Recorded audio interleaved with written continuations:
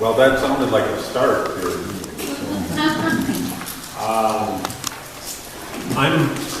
I'm Bob Duholm, and glad to see there's another Duholm side of it.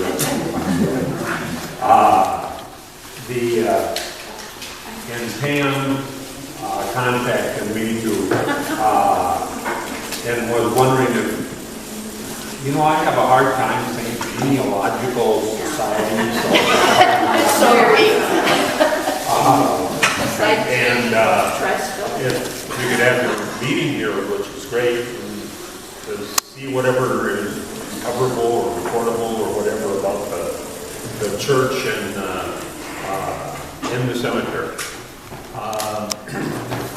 Which is really, I don't like to, I talk a lot with anybody that knows me, but I'm no good at organizing anything. So,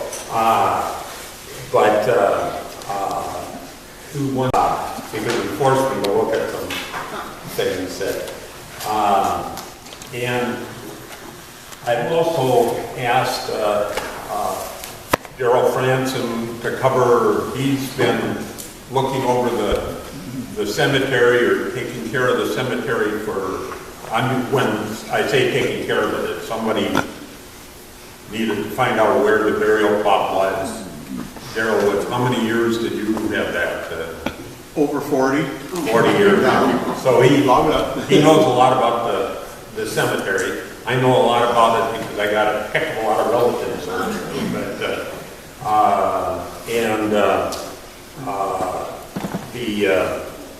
And then Judy Randall is here somewhere. Oh, Judy, without saying how old she is definitely the longest member of the Bone Lake, church here. This was your church growing. I've been here 80 years. 80 years. That was 2 years before I had born. So.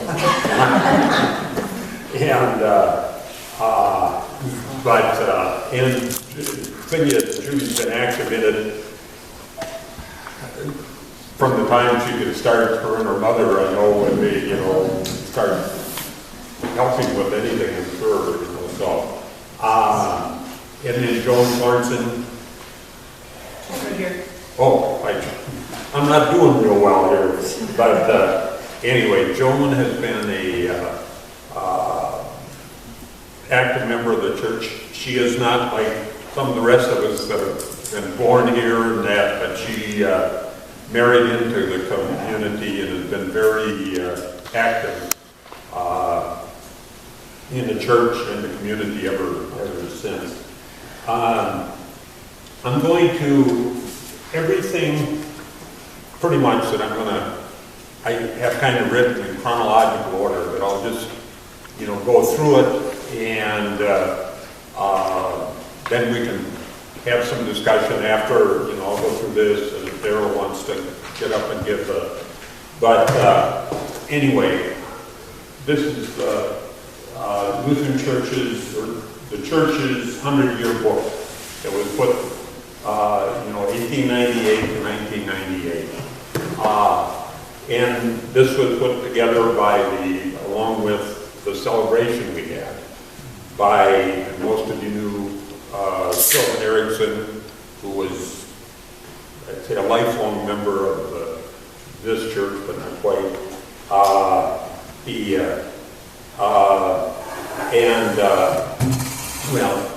Technically it was. And then the committee that was Moss and Shirley Lund, or Dwight and Shirley Lund were on there, and Stephen, were you on? What? Mickey. Bob and Mickey were on it, and Joan was on it. And I was thinking when I looked at it, and Joanne Pike were on it. But again, this book has so much, and lucky that they did it. And I wanted to, very first, forward, which was written by Sylvan. And I think this applies, and I want to thank the Genealogical Society, and I know how Russ is involved in every historical society that there is. But this is in the foreword that Sylvan wrote for the book. The past happens every day, and memories remain only if they are recorded. I thought that was really a good statement. Okay. Bone Lake Lutheran Church, and I'm going through this, and you can ask me a question on it, but I'll just go through the dates. And in 1898, the Danish Evangelical Lutheran Church, that's what this was called before it became, and I can't remember exactly when they switched it over to Bone Lake Lutheran Church. And it was established in the Pioneer School, which was where the parsonage is now, or right across the road this way.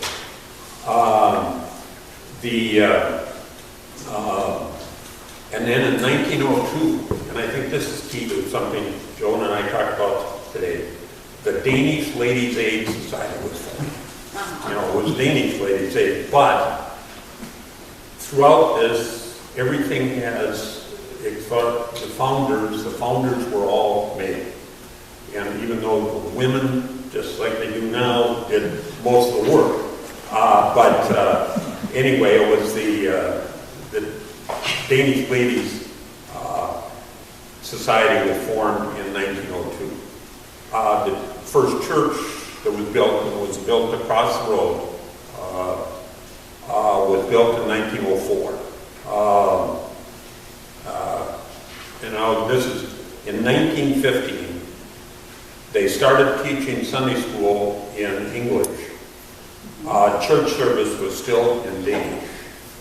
And that's where I'll bring, Sylvan wasn't when I say not necessarily a lifelong member, he went over to the St. Paul Lutheran Church, which I went to, which is 3 miles directly west of here, because his folks, his dad was Swedish and his mother was Danish, and they did not want to go to church service that only was given in Danish. So I don't know when they converted over to the church services over to English. But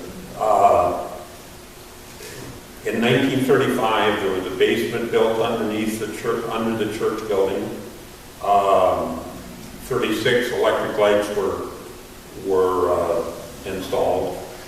And just to put back the context of where everybody was at in around 1900, everything was horse, you got any place, it was horse driven. Then in 1958, St. Paul's Lutheran Church merged with Bone Lake Church. And the St. Paul's is where it was located, like I said, 3 miles east of here on what is now Round Lake Road, but it was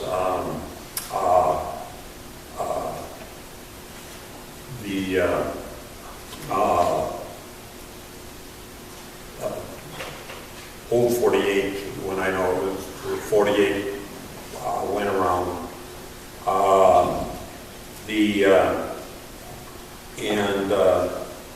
Then there was a new addition added to the church here across the road, which was the kitchen and the office in 1974. The parsonage was added in 78, the building, that's still over there. And in 92 and 93, the new church was built and dedicated, and this is the new church, where we're at now. And it's on built on land that was donated by Lawrence and Melva Buck, that still have, family still has some property there. They donated the land that the churches and the parking lot and that built on. Then on June 14th, celebrated the 100 years in burning of the church mortgage, which I think is pretty good. The fact that in '98 we were able to burn the church mortgage that we built in '92 and '93. Mainly, every one of the buildings and the additions, most of it's done, or a lot of it was done by members of the church. So, including then the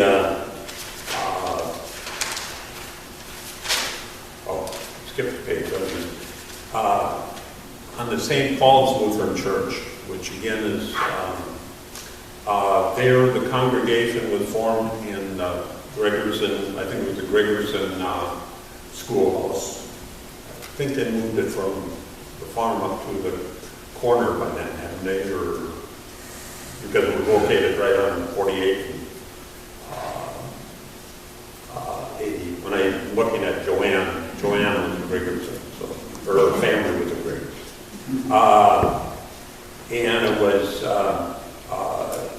was again formed in a schoolhouse, and they started services in the schoolhouse, and the building was built, or the church was built in 1913 and 1914, and it was built on land donated by Mr. and Mrs. Charlie Jensen, who was, I'm my grandfather, and my grandmother. My grandfather knew home married Jensen, and and his brother married my grandma's sister. So it was a Duholm Jensen. So we got a whole ton of people over there, and they all grew up. My grandmother was born over on Long Lake. So, then in '58, St. Paul voted to merge with Bone Lake. And when St. Paul started, again, it was back, people had been, basically, this was their home church for around here. But it's like we had schools in every so many miles, and stores or whatever, milk or creameries, that was 3 miles apart, was quite a bit, quite a distance with the horses and that. So they built a separate church over there, which is on there. It was like $800 or something they put into it. But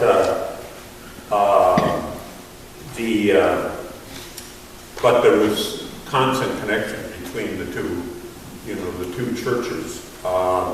Except that I think St. Paul was always in English and for all these whatever services. They shared, both churches shared ministers over the years, and St. Paul mainly shared ministers with Milltown, the church in Milltown. Bone Lake was connected to West Denmark early on, and connections going back and forth. And again, this was Danish Church, only, or Danish only, and West Denmark was obviously, Danish too. But then at the time of I lived over, a little over a mile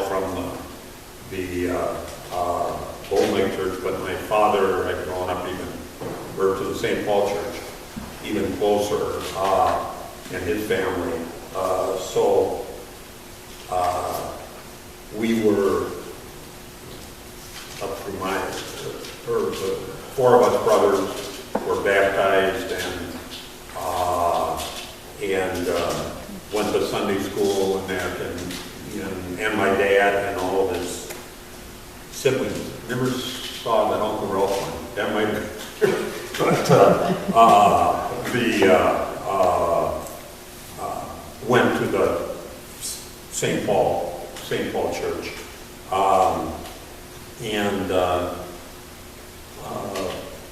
But then my oldest brother, Will, was confirmed with one of the next to the last confirmation classes that were out of the St. Paul Church. And Jim, my next older brother, and myself and Tom were confirmed in Bone Lake Church. So I have a lot of ties to the community and people, and as far as I'm concerned, it's a great community. It's a great church. I've been glad. I should have mentioned, I don't know if so, but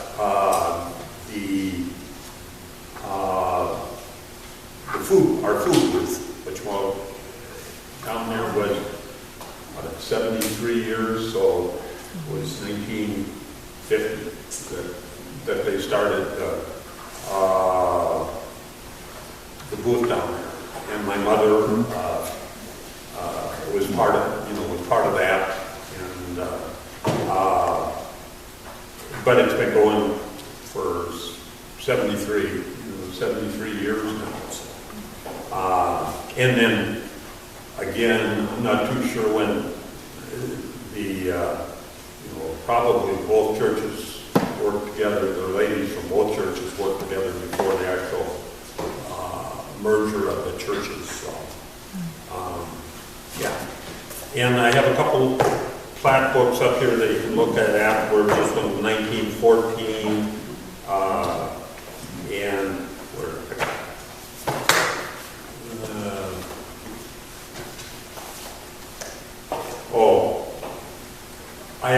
this is a book that Bone Lake Township, which, well, I'm sure Russ is very familiar with it, but it was put together by Shirley McDonald, who was Wayne Shirley's sister. She was definitely part of this church, but she did a great job in the churches in the township are tied together for so many years. Just again, because you didn't go a long ways to go anything. That's why there's so many families that are intermarried around here, because they didn't go very far from Lake. So with Daryl, you want to get up and kind of give a... Okay, I'll give a little bit. Bob, before you sit down, you said the 1890 something the church started. I forgot. 1890s? 1898. So were there other churches before that, or was just this not settled then? Or I don't know. There's the Zion Lutheran, which is north, but I'm not too sure. It was 1907. It was 1907. Okay. So that would have been formed about the same time as and this was a Danish church. And again, if you read through there, when they first started, they would have the service, and then there was a Swedish, with more Swedes to the north, and they used the church after the service was in Danish. They used the church for quite a few, years until the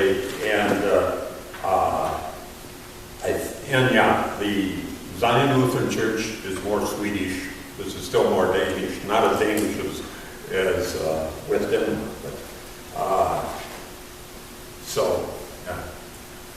No, I'm just curious, when this area was first settled, was it 1890s when people first were here, or what? They just go without a church for 30 years and then, because I think Locke Foster was supposed to be there before the Civil War, and 18, it was in the 1880s anyway, that or 18, supposedly, I'll call him Uncle Charlie, Jensen was the first Caucasian baby born in Bone Lake, and that was in 1880 someplace, I can't, so there wasn't a lot of development out, out here, and that, and I'm not too sure the church is well, didn't you say that West Denmark is 150 years? Yeah. Yeah. It's 150 years. Oh, yeah. We just had our 150th celebration this weekend, but they started the church in 1873, and they had a seminary for a little while, but they didn't actually build a church as such until it was dedicated in 1900. In 1900 was, well, that's the same. But they had a meeting yeah. place before that, so that's just like nowadays when people often start a church and meet in a schoolhouse, like you said here. Yeah. Yeah, that's in, but yeah, that's in order with the West Denmark, and I'm really thankful. So I tried to turn the lights on. There's some spotlights on those windows. You can see through the door. And I think those windows are out of the church. Yeah. From over across the road before. Yeah. But it didn't show up. I mean, but the lights don't make any difference at this time of day, so. But you can take a look at it. Which is really nice, because then there's a sanctuary, what do we can have? Oh, a chapel. The chapel is back behind. And there may be a little altar piece or something, I think, from the old church there. So is there a cemetery that St. Paul Lutheran had somewhere? Nope. No? That's why there's two, I think there's only two cemeteries in Bone Lake, isn't there? The one here and the one up in Zion. And they're not, well. Harold Franson, and I've only lived here 70 years, but I became town clerk in 1981, so I got all the cemetery records got given to me at that time, and before that, Darwin Sorensen took care of marking graves and selling lots, but after about 2 years, he told me I could do it, and he wasn't going to do it anymore. And I did it ever since, until the last 2 years, and I retired, and Andy Brown has taken over doing it, and doing a good job. So I will give you what I know about it, and most of what I have learned about the early stuff comes from this Bone Lake Bible that I call it, that Carol McDonough wrote, and there's so much in there that I didn't know before till she gave me one of them. So, and from what she had wrote, there were the three earliest tombstones in the cemetery are Frederick Johansson from 1893 and Anna Marie Peterson, an infant daughter of Lawrence and Anna Peterson in 1887, which was perhaps a reburial from Minnesota after 1896 when they moved here to Bone Lake. And the third is Eilert Jensen in 1889. And that was the year Bone Lake officially became a town, when it separated or seceded from the town of Locke. And another article was that in 1900, a big landowner of the area by the name of C. Lamb and Sons, they deeded 2 acres to the town for the use of the cemetery. And this is what they call the old section, from the driveway going in and to the south. And it's several acres of this property. Okay, it was sold to the church by the Polk County Farm Land Company later, which is where the church was, and north and east of it. And then the town bought the land from the church that was east of it and north, leaving a strip of land 85 feet by 200 feet, and that belonged to the church. So it was cemetery all the way around the church.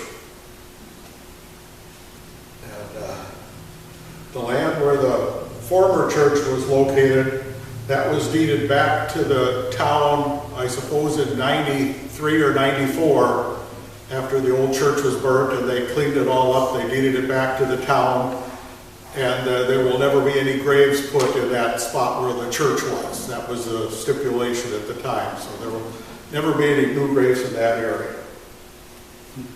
And another account at the beginning of the cemetery was provided by a daughter of one of the earlier residents, that Christian Munson died in December of 1889 and was buried in West Denmark Cemetery prior to having one here. And Mr. Munson's brother offered to sell the town a portion of his land, which be at the corner of I-48 on the southwest corner, as a cemetery, but the town didn't take him up on the offer. And then later the town wanted to do it, and then he would not let it. So that must be about when they started the cemetery. So some of these earlier graves perhaps were reburials, if the one was 1883, or maybe they just started earlier before it was formed as a cemetery. That I do not know. And then there was also an account from an N.N. Newhall that the first grave in the Bone Lake Cemetery was that of Eilert Jensen Nielsen in 1889. But the cemetery was not laid out at that time, so they must have started it without being mapped out, is what I found out. And the town of Bone Lake separated from the town of Luck in 1887, and then made it official on April 1st, 1889. And all this information is not correctly established when the cemetery was plotted. And this also occurred before the Bone Lake Danish Evangelical Church was organized in 1898, and they built on the property in 1903. The new section was added north and east of the church location, and the first burial there was in 1941. And in 2007, we had another section platted out north of the original one, and that is where the next driveway is. There's currently 640 graves in the cemetery, and the town mows and maintains the whole thing. And because we have the south part, the middle part is what we call behind the church, then the north part, and now it's the new north part. So it gets confusing, but I'm not that involved anymore. But I still help Andy with it. And then I have a list of all who's buried there with their names and the lot number and the year. And even though I'm not responsible for it, I still keep that. And then every year I put up the new list in a big bulletin board over here, where I print off new ones for all those added during the year. So I'll leave these here if anybody wants to look at them. And I highlighted the early burials. And then we also talked about, we have over 60 veterans buried here. And we have those all listed by their name and lot number and the year they died and what branch of the military. And the new town clerk, for 2 years now, she's been putting all this on computer, on Excel spreadsheet with all the dates and names and the veterans and everything on it, because I could never have done that. And so last night I had her send me the list of the veterans, so I thought I could easily just print that off. Well, that didn't work the way she sent it, so I had to call her for help, and she redid it, so now I can print it. So we have lots of veterans buried there, and we're very proud of it. And this year, or last fall, it started, members from the Zion Cemetery came to the town board and wanted the town to take over that cemetery. So I think that is supposed to be finalized after they do a reevaluation of it, or I can't remember, surveying of the property. And that was supposed to have been in August sometime. So then the town will be responsible for both cemeteries. So, any questions? Daryl, when Daryl holds up the sheet that it gives all the, where people are buried in that, if you go across the street and he has it laid out on this board and it identifies first alphabetically, the information that he has there, but then he also has all of the cemetery there's maps up plots. there showing the lot numbers And where, say, which you part. see where somebody is located, and I don't know if that's something that the society would like to get forwarded from Daryl to have. The program here today is the Polk County Genealogical Society, and the reason we go out to visit churches and townships and that is we provide resources for people who are searching their ancestors that lived in Polk County or live in Polk County or have some attachment to it, and we get requests from actually all over the world, including Denmark and that, for people. And so our goal in visiting the church and the cemetery is not to learn everything, but to find the names of the people that we can refer the people that ask to. So for instance, if they ask something about the cemetery, we like to have a contact name. In this case, the township is actually the contact.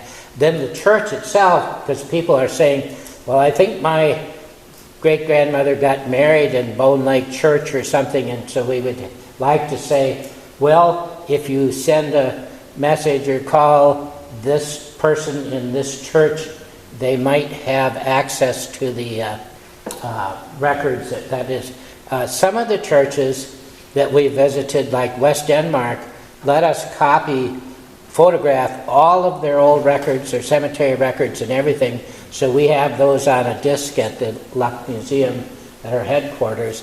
We have the cemetery information from the St. Peter's Lutheran, and so sometimes we collect that ourselves, but it's fine if we just have someone we can contact here at the church and say, somebody's interested in, this information that you might have. So we also like to know, like in your case, you've got lists of everybody who's buried and where they're buried, so that's great.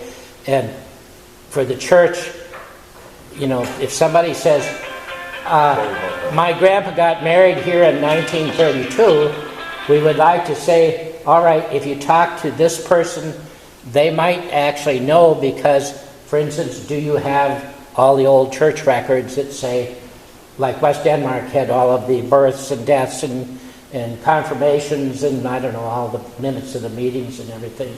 So if we don't need to have those, but it's nice if we can just pass on the requests.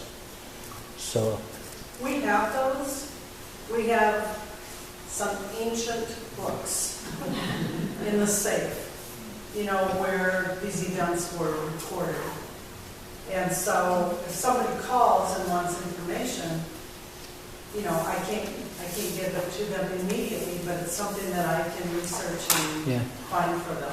And one of the things that we can do for you, if you're interested, is take old record books and photograph them and give you a digital version So you don't have to open the safe up and that. That's what we did with West Denmark. And they had dozens of old books and cemetery books, and so we have all of those digitized, and that way a little flash drive can have all of your information. So if you want to do that, we have our headquarters in the Luck Museum, and you can contact the Polk County Genealogical. We have an email that's Polk, POLKGEN @gmail.com, and that's our contact. But we actually have a way of photographing that's not destructive. You don't have to lay them out. We just have a camera on a stand with a foot pedal, and you put the page, lay the page out, push the foot pedal, turn the page, put the foot pedal, about as fast as you can turn the pages, and it photographs them. So it's really quite fast. And we can set that up in the Luck Museum. We could bring it over here if you want to, too. Right now it's in the Cushing Museum, but we're doing the Lake Township records. All of their old record books are being photographed right now. So if you want that A done... lot of our old town records are in the county museum. Yeah, yeah, and we would probably, if we get through with, we did the Luck Village records, we did the Sterling Township records, we're doing the Lake Town ones. Eureka is coming, although they don't have very many old ones either. And then we're just anybody who wants to have that done. Yeah. And Lorraine is our church. So that's the contact person. So if you can give us your name and address or phone or something, so we can, because we do get a lot of requests of Danish heritage in this area for people researching it. So. Okay, yeah, I can provide that. Okay, thank you.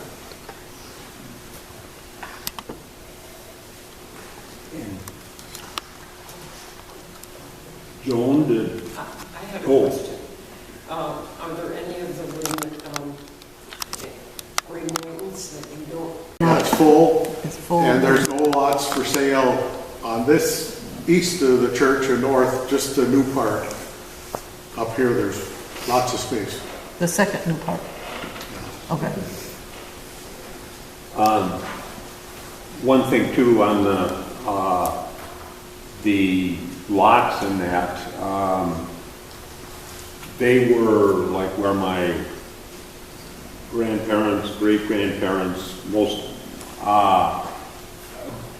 there was 12 burial sites, in one lot.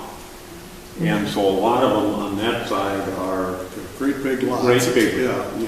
big lots, so. There are, when you ask if there's any open spots, there are open spots within some of those family, spots, so. But that's also, if you see what the graph that Darrell has on this board, it shows how the lots are laid out and who's in, or we think is in, or you think is in there. So if we wanted to use the old part of the cemetery, we have to marry into the family. Yeah. Or actually, what's probably harder is to find out who the devil is there is to contact. On some of these old, because it's not any annual upkeep or anything that anybody is paying, is paying. So. It's interesting that Bone Lake has, it looks like they will have both of their cemeteries run by the township. In Eureka Township, Sterling Township, I'm in the History Society of the Sterling, Eureka, and Lake Town Historical Society, and all of those are privately run but subsidized by the townships. They prefer to pay us $1,000 a year to run the cemetery as volunteers than take it over themselves, because if you have, like at Wolf Creek where I'm the sexton, if you have 8 volunteers taking care of it and raising the money and taking graves and measuring, it saves a lot of work for the township, and they think it's well worth $1,000 towards the mowing fees just to keep it private, or keep it nonprofit, you know. So the new north part, Yeah. you can buy individual lots, or do you have to buy the 12 No, lots? now they're sold one lot at a time. Okay, $250 for a one grave lot. But you can put another, if you do urns, you can put another urn on it, so have two on it for another $200. So $450 if a couple are going to be on the same lot. okay. They're for one casket burial, but you could put one urn on top of that if they aren't done the same way, you know, so two people could be on one lot. So their lots are, I think, 5 foot by 10 foot. Why was this one divided up in 12 family, in a family plot? Yeah. Where others, I know Balsam Lake is 8 for a family plot. Yeah, that I don't know. It's That like- was some of the early ones, the ones along up in, right south of the church next to the road. They're great big lots, and then some of them are, in the other part were 4 grave lots, and then they went 2, somebody buy a half of one for 2, and so now we're down to 1 at a time. There's big families. Yeah. Well- Yeah.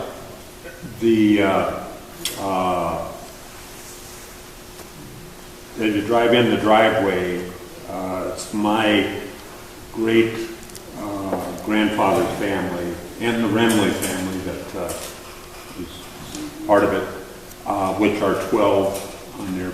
And then the next lot over, which is another 12, is my grandfather and my grandmother's cemetery lot. And my grandma had 5 babies that, which is not too unusual, a long time ago, that only 2 of them were old enough or got old enough to have a name, and only 1 of the 5 lived between 2 years, so there's 2 years on there. But and I think he was a year older than me when he got it. But and then I have an aunt and uncle that lived to be adults, and my grandpa and grandma. So right now on that lot of 12, there is 5, 9, 9 people or 9 bodies. Well, we don't know what will happen in those. I don't know back in 1908s or 1909s how they buried the babies.